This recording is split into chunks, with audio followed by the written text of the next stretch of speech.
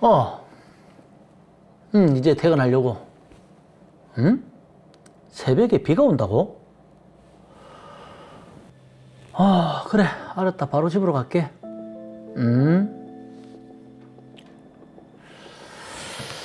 새벽에 비가 온다.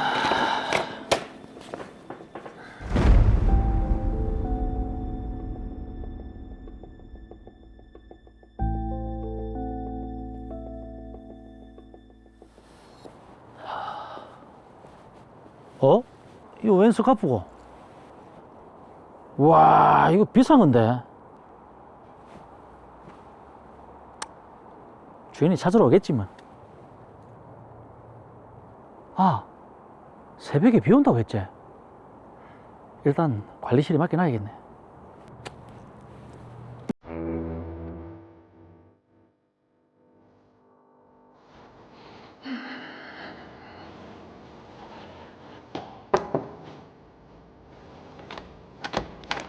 아, 이거 문이 닫혔네.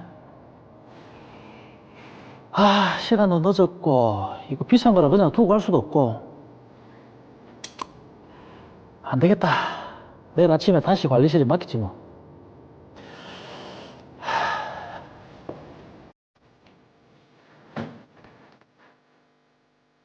아, 오늘 일본 출장인데. 아니, 마누라가 친정가고 없으니까 깨워줄 사람도 없고. 아,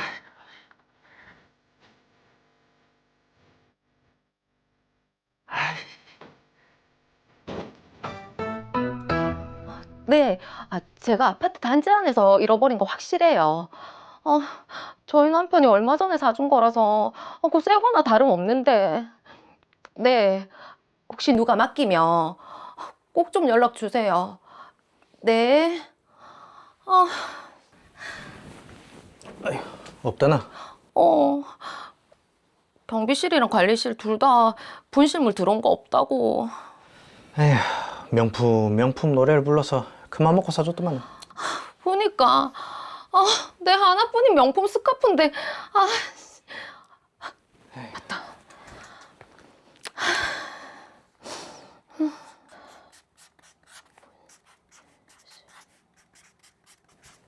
뭐 하는데? 뭐라도 해봐야지. 분실물 찾는다고 붙여놓으면 혹시 또 누가 찾아줄 수도 있잖아. 그래. 일단 엘리베이터랑 곳곳에 한번 붙여보자. 이거 쓰고 크게 또 한 장 더 쓰자. 스카프라고 적어야겠다. 대자보까지 붙여놨는데도 못 찾았어요. 그 혹시 CCTV 영상에 뭐 찍힌 거 없어요? CCTV 영상에서 갖고 간 사람이 있기는 한데 아니, 누가 갖고 갔다는 건데요? 어디서요? 그건 개인정보보호법상 말씀드리기가 어렵고 아니, 제 물건을 갖고 갔는데 왜 안 된다는 겁니까? 법이 그렇답니다. 이거 보여드렸다가는 저희가 경찰에 신고당합니다. 아니, 그 부분만 딱 잘라서 보여주시면 되잖아요. 경찰에 신고하면 경찰이 와서 영상을 확보할 겁니다. 그럼 아무 문제가 없어요. 스카프 하나 잃어버린 거 가지고 뭘 신고까지 해요. 그냥 좀 보여주세요. 안 됩니다. 알겠습니다. 뭐 신고하죠. 여보세요? 경찰서죠? 제가 그 스카프를 아파트 단지에서 분실했거든요. 예. 아이고, 출장이 참 길다 길어. 아, 예, 여보세요? 아, 예, 제가 정만호인데요. 예? 예, 제가 스카프를 주웠는데. 점유이탈물 횡령으로 조사를 받으러 오라고요? 예, 일단 알겠습니다. 아니, 이게 무슨 일이고, 이거?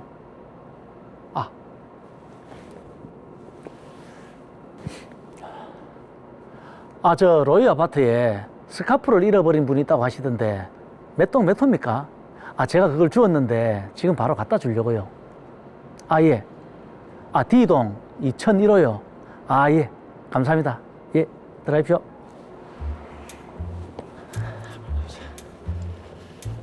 이 스카프를 잃어버리셨다고요.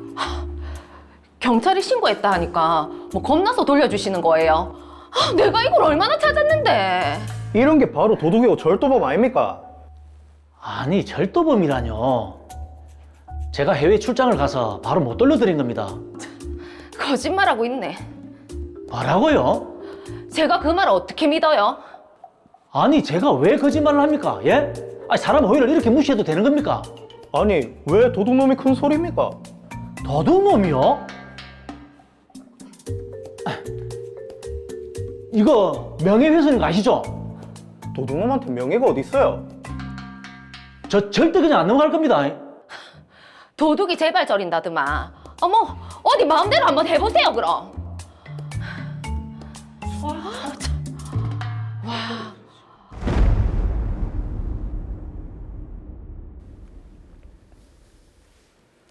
네, 정말 그야말로 스카프 분쟁입니다. 네.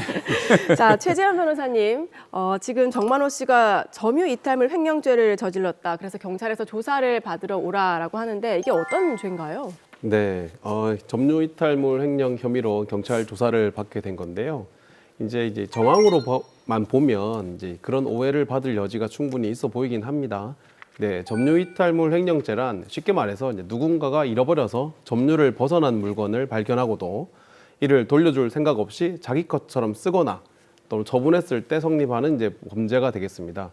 네, 이번 사례처럼 보통은 이제 길에 떨어진 지갑이나 가방 같은 걸 주워가지고 가져가 버리면 뭐 점유이탈물 횡령죄가 성립될 수 있습니다.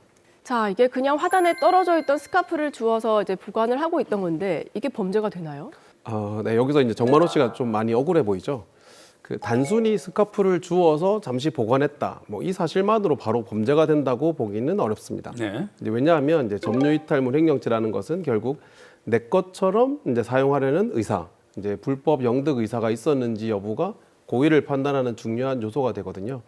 그래서 이제 주운 직후에 이제 경찰서나 관리실 또는 이제 분실물센터 뭐 이런 데 맡기려고 했었는지 또는 주인을 찾기 위한 뭐 행동이 실제 있었는지 같은 사정이 중요하게 뭐 판단이 됩니다. 네. 근데 그런데 이와 반대로 이제 아무런 신고나 반환 시도 없이 장기간 보관을 하거나 뭐 사용을 하거나 사실상 자기 물건처럼 취급한 정황이 좀 드러나 버리면 그때부터는 이제 점유이탈물 횡령으로 오해받거나 문제될 소지가 커집니다. 네. 그래서 이제 이 범죄는 뭐 주었다 안 주었다의 문제라기보다는 이제 주운 뒤에 어떤 행동을 했느냐, 그리고 이제 어떤 행동이 이제 불법 영득 의사가 있는 것처럼 보일 여지가 있냐, 이런 게 이제 중요하다고 보겠습니다. 네. 그러니까 이제 불법 영득 의사가 가장 중요하다. 네. 이 말씀인 것 같은데. 예.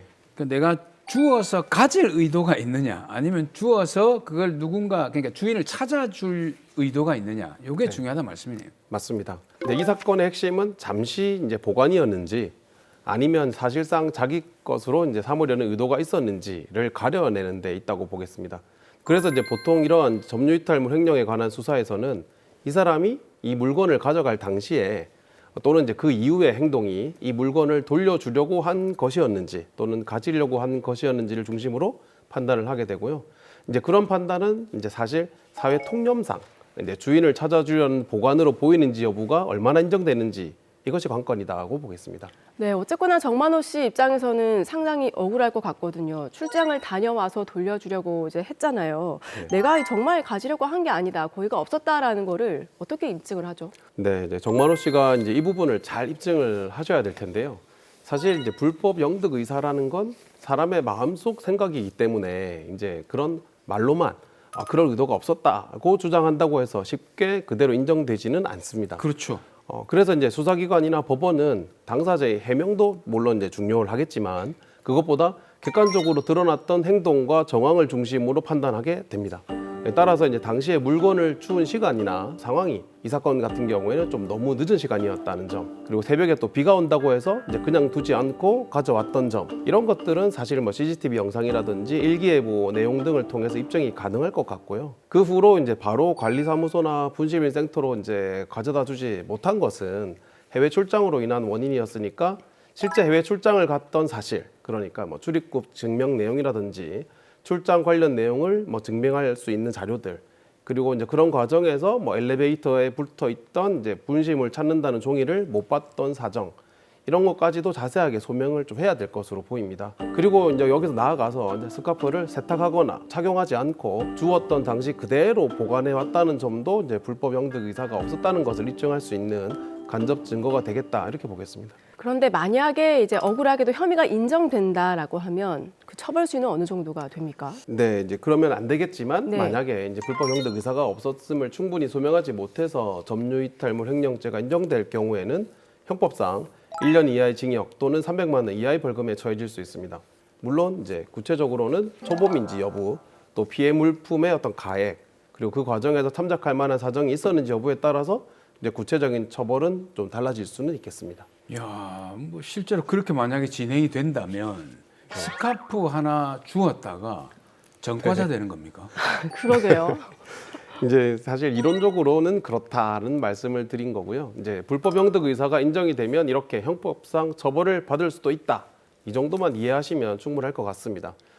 떨어진 물건을 줍는 것만으로 처벌을 받는 것은 아니니까요. 이제 너무 걱정하실 필요는 없을 것 같고요. 만약 이렇게 이제 떨어진 물건을 줍게 되면 이제 바로 분실물 센터라든지 또는 가까운 경찰서 등에 이제 가져다 주는 게 좋겠고, 이제 그렇다면 특별히 문제될 것은 아닌 것 같습니다. 이 사건에서는 스카프를 주워서 오랜 시간 동안 돌려주지 못하고 보관하게 됐던 것이 이제 점유이탈물 횡령으로 오해를 사게 된 것이거든요. 내 개인적인 생각으로는 이 사건은 불법 영득 의사가 있는 것으로 보이지는 않고요.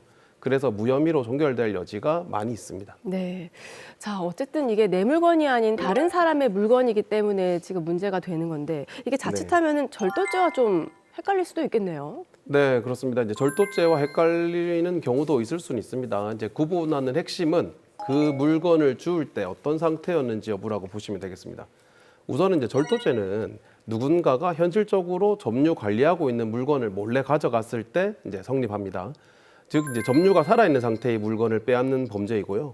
따라서 지하철이나 버스에서 예를 들면 승객이 뭐 잠시 이제 머리 위에 뭐 선반이라든지 아니면 바닥에 물건을 두고 있는데 그 승객이 잠시 잠든 사이에 물건을 가져가 버리면 이건 점유이탈물 횡령이 아니라 절도가 됩니다. 그 이유는 이제 그 승객이 그 물건을 계속해서 점유하고 있다 이렇게 보기 때문이고요. 반면에 이제 점유이탈물 횡령죄 같은 경우는 주인이 잃어버려서 그 주인으로부터 점유를 벗어난 물건, 예를 들면 지하철에서 승객이 이제 물건을 두고 내렸을 경우에 누구의 점유를 상실을 한 물건을 주워 가지고 가져가 버리면 이건 이제 점유이탈물 횡령죄가 될 수 있습니다. 여기서 추가로 하나 더 말씀을 좀 드려보면 우리 형법에는 이제 작물취득죄라는 것도 있거든요.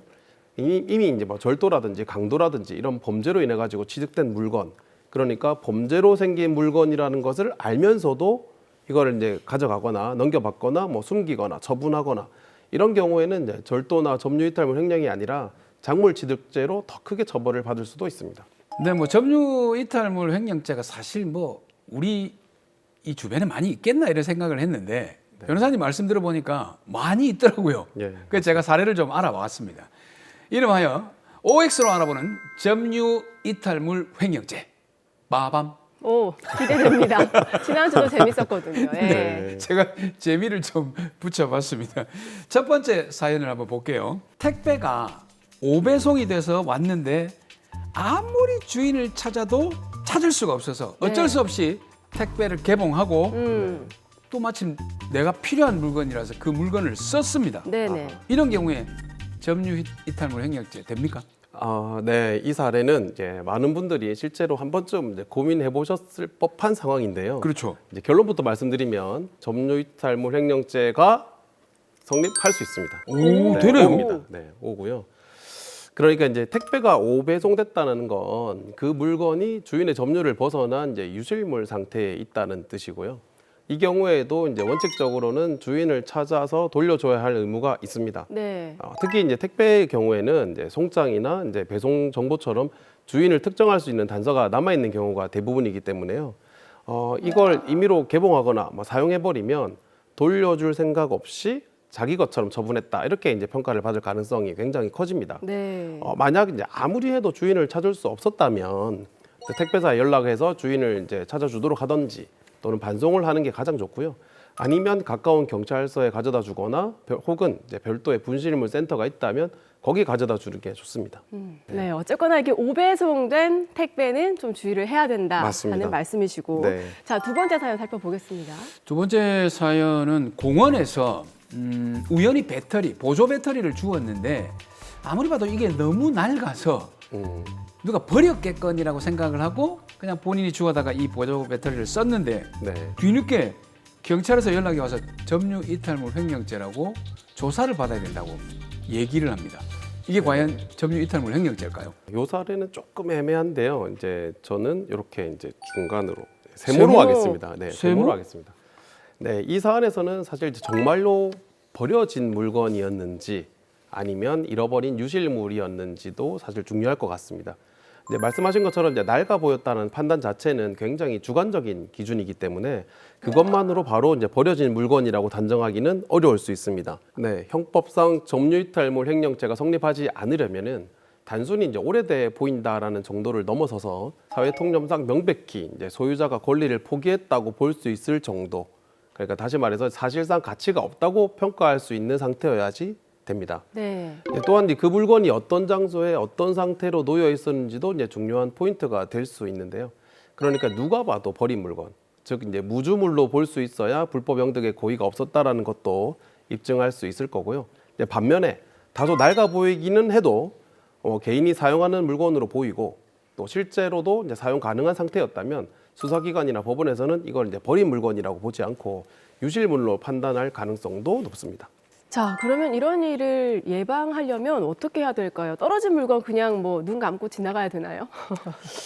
예, 참 안타깝지만 꼭 그렇지는 않습니다. 네, 떨어진 물건을 봤다고 해서 무조건 외면하는 게 최선은 아니라고 생각이 됩니다. 이제 잃어버린 사람 입장에서도 이제 사람들이 그 물건을 외면하기를 바라지는 않을 겁니다. 중요한 것은 주웠을 때 이제 행동 방식이라고 생각이 되는데요. 가장 안전한 방법은 말씀드렸던 대로 준 즉시 경찰서나 분실물센터, 관리사무소처럼 이제 공적인 곳에 맡기는 게 중요하겠습니다. 그러면 유실물법에 따라서 보상도 받을 여지도 있고 무엇보다 형사 문제로 오해받을 소지도 사라집니다. 핵심은 이제 선의로 주었다라는 이제 마음보다 그 선의를 객관적으로 보여줄 수 있는 행동을 남기는 것. 그래서 이제 오해를 받지 않도록 하는 게 가장 확실한 방법이다. 이렇게 말씀드릴 수 있겠습니다. 네, 점유 이탈물 사건 살펴봤습니다. 이 사건 마지막으로 정리해 볼게요, 변호사님. 네, 오늘 사례처럼 이제 일상에서 누구나 한 번쯤 겪을 수 있는 일이 자칫하면 형사 문제로까지 이어질 수 있다는 점은 기억하실 필요가 있겠습니다. 이제 다만 떨어진 물건을 주었다고 해서 곧바로 범죄자가 되는 건 절대로 아니고요. 대부분은 주운 이후의 행동에 따라서 결과가 달라집니다. 이제 혹시라도 이런 상황에 좀 놓이셨다면 혼자서 판단하지 마시고 가급적 빨리 공적인 절차를 거치시고 또 필요한 경우에는 전문가 도움을 또 받는 것도 필요하겠습니다. 작은 배려가 오히려 오해를 부르는 일이 없도록 오늘 이야기를 기억해 주시면 좋겠습니다.